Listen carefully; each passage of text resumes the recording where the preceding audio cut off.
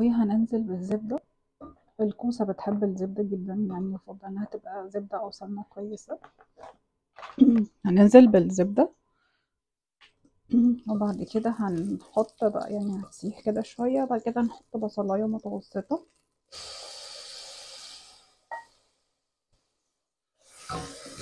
مش عايزينها تاخد لون، بس مجرد انها تدبل بس مش اكتر.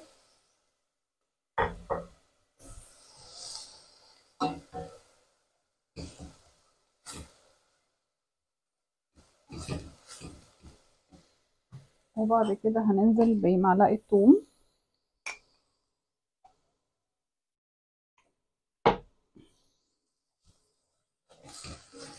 بعد كده هننزل بالكوسة، نص كيلو كوسة.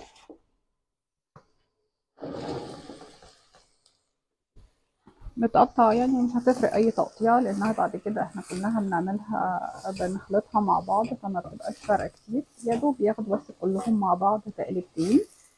وبنزل بشوية شبت بس معاها مع التقليب.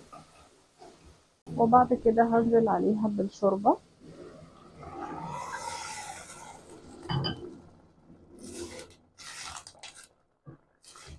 وبس بغطيها شوية واسيبها تستوي. دي بعد ما استوت وضربناها في الخلاط شوية، هنحط عليها بقى، هنضيف عليها الويبنج كريم، او دي اختياري يعني، بس بتدي طعم كويس قوي. وهناخده غلوة، تقريبا كوباية او واحدة صغيرة ويبنج.